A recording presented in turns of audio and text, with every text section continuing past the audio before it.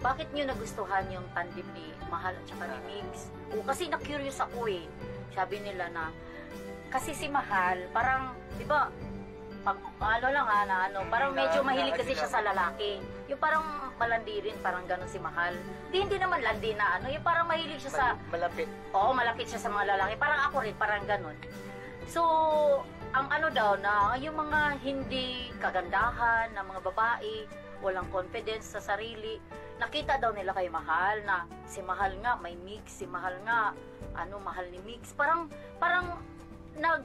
nabuhayan daw sila ng loob dahil daw parang inspirasyon nila si Mahal na. Oy, pero deep inside ng mga panahon na yun, may isang may isa siyang app na inopen na lagi siya nangangamusta sa mga followers niya. Oh. So may mga panahon na may nababas siya. Talaga? Dahil sa'yo? Na si Selos? Hindi naman usually, pero yung minsan hindi natin kasi maintindihan yung mga tao eh. Ang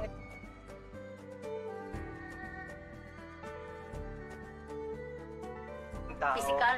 Hindi nila nakikita yung puso. Kahit sino, yung mga manonood dito, isang tingin mo lang, uhusgahan ka na agad. Pero hindi nila nakikita kung ano yung nasa puso. Pero yung mga panahon na yun, lagi kong sinasabi sa kanya, hayaan mo lang yung mga tao na yan. Kasi hindi ka nila nakikita personal at hindi ka nila nakakasama. Sensitive. Sobrang sensitive. Kasi laging kailangan mo siya, yung mga nakakasama niya, dapat binibigyan siya ng lakas ng loob.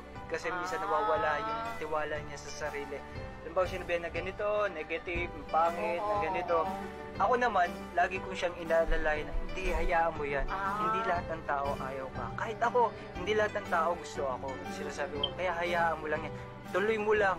Kasi dyan ka nagkakaroon ng trabaho. At yan yung trabaho mo. Kung walang mahal, nasaan ka ngayon? Ano gusto mong gawin? Siyempre, yan yung trabaho mo eh. Hayaan mo, intindihin mo. Kailangan nating intindihin yung sinasabi ng mga tao kasi hodang positive o negative yan. Kasi nandito tayo sa industriya natin. So, yun yung mga lagi kong sinasabi sa kanya. Kaya, every time na nakakasama ko siya, ayan, puro lang kami kasiyahan. Hinahayaan namin kung may sabihin ang mga tao sa amin, sa kanya, okay lang. Wala namang problema. Ang kasi, parang ang gwapo mo daw kasi. Tapos parang imposible daw na magkakagusto ka kay Mahal. Kaya siguro, kahit naman si Santo Papa, mayroon namang bashers eh. Kahit sino, wala mang ligtas sa bashers eh. Noon pa naman si Jesus nga eh. Oo, di ba? Binabato pa nga na So kasama na sa atin yun na we cannot please everyone. Yes. Kaya, huwag kang mag-worry. Ikaw, ako, kahit sino dyan, meron namang mga basher dyan. Kaya, I love you, basher.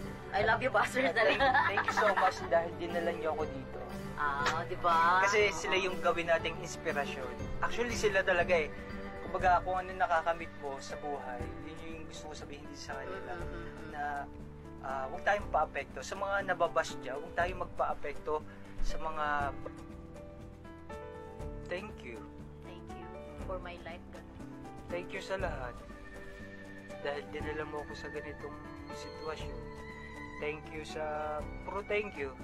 Thank you sa pagmamahal. Thank you sa binigay mong magulang sa akin. Thank you sa binigay mong mga kapatid, pamangkin, apo. Thank you sa mga kaibigan. Parang sa loob, sa community mo, perfect na. Thank you sa mga binigay mong blessing. Kasi yung blessing na yun, yung mga kabunsuan ko. Mga kabunsuan natin. Thank you sa pagmamahal nila sa akin. Kasi sinasabi ko, isa kayo sa blessing na binigay sa akin ni Lord. Puro thank you lang ako sa Kanya. At kung sakali man na mawala ako dito, sana makasama kita. Sana matagal pa. Sana matagal pa. Pero hindi natin alam. Sana matagal pa. Madami pa tayong bubuhay. Sana makasama kita sa Malapalasyo. Saka na tayo mag-usap. Basta thank you muna, Lord. Ayan, thank you muna, Lord. Pero siyempre, alam na ni Lord yan kung ano sa puso. Isa sobra akong pasasalamat sa Kanya. So last question. Kung sakaling magpakita sa'yo si Mahal ulit, anong sasabihin mo sa kanya? Thank you. Sana naging masaya ka ng mga panahon na nakasama kita.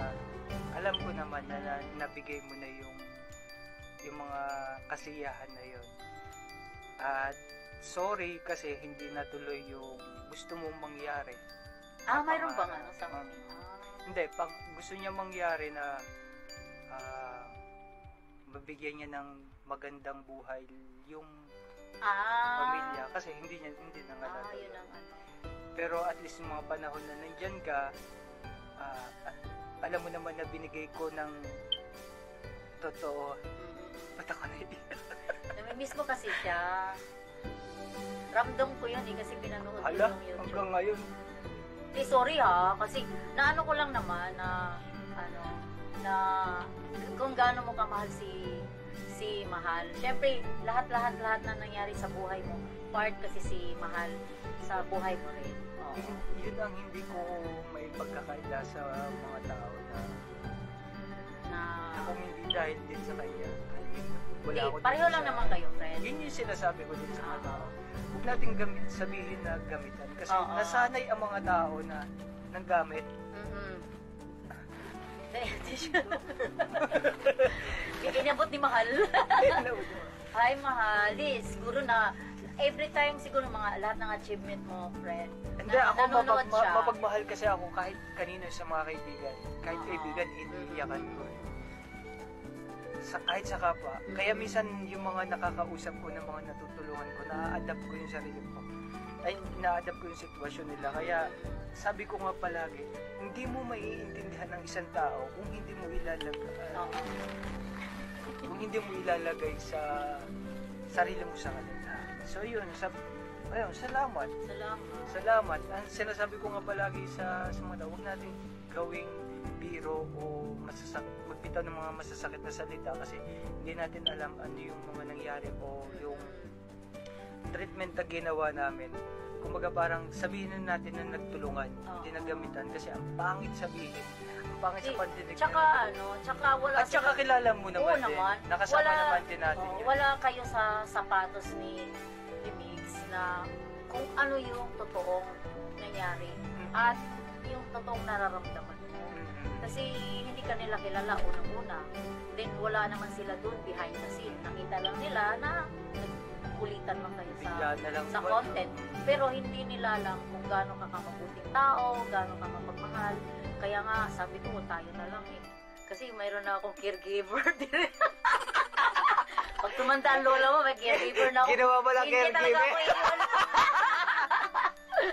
Oo, sorry ha. Napaiyak ka tuloy. Kasi alam ko na, baka tanungin ko to, about kay Mahal, baka mag-cry to. Kasi alam ko kasi na love mo, namimiss mo yung tao.